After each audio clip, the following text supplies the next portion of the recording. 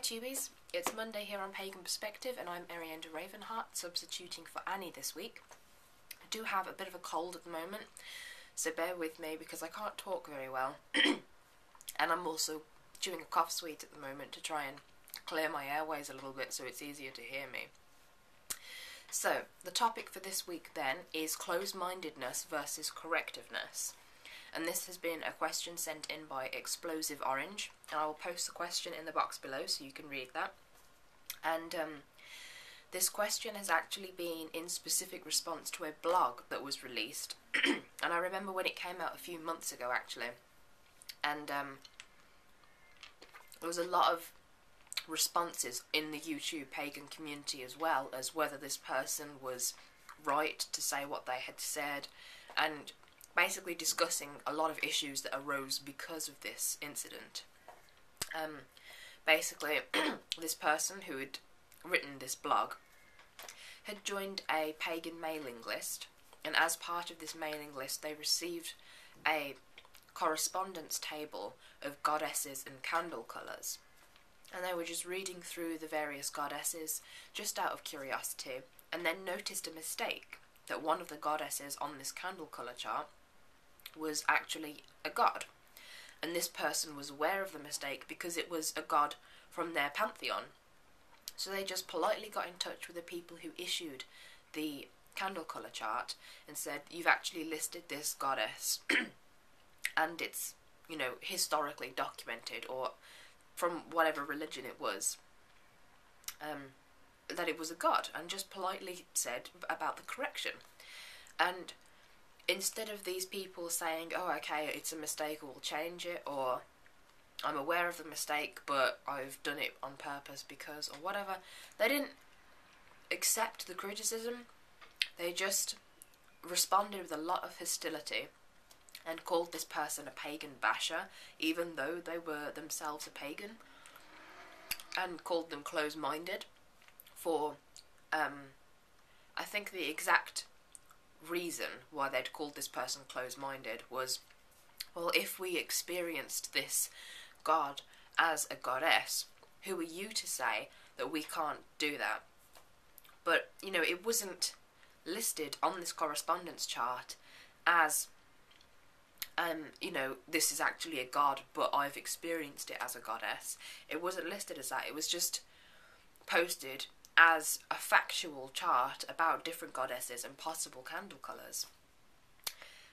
So the topic then is, where do we draw that line between being close-minded and being corrective, or being open-minded and just plain ignorant? And this is something that I thought was going to be quite easy to get into, but it does make you think of a lot of other things as well as a result of the immediate topic, so I'll try not to get too offhand if I can. The first thing that I think is important to say is that with paganism as a religion, it's a very eclectic religion, because paganism in and of itself, it's not a singular religion.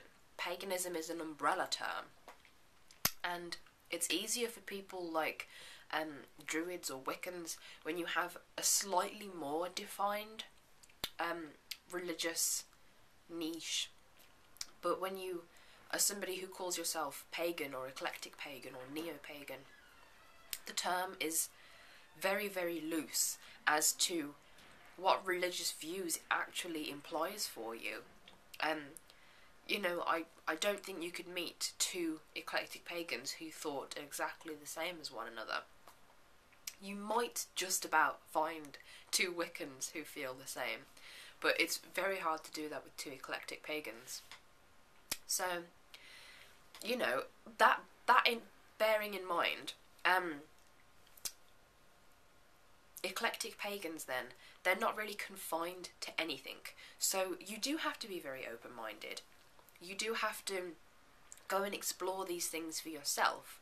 And once you've experienced it, once you've experienced a goddess or a god or whatever, then you can know for yourself how you want to communicate with that god or goddess in your personal path. The same goes for working with crystals or working with herbs.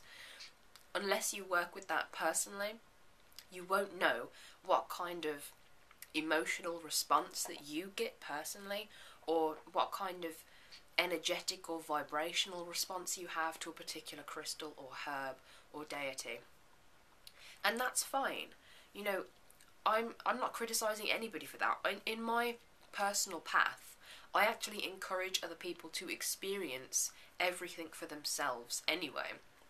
If you pick up rose quartz, and which is a stone typically associated with love and friendship, and for you, rose quartz is a protective or warrior stone, then that's fine.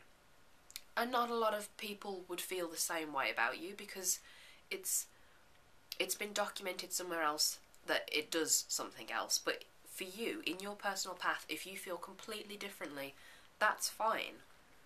But then, when you want to pass that information along, you have to say that this information is from your personal experience.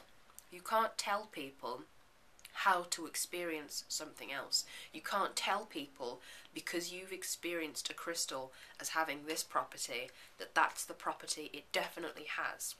Because people who are new to the path and who are looking for somewhere to start, you need to be able to point them in the right direction. You need to be able to give them some kind of guidance. And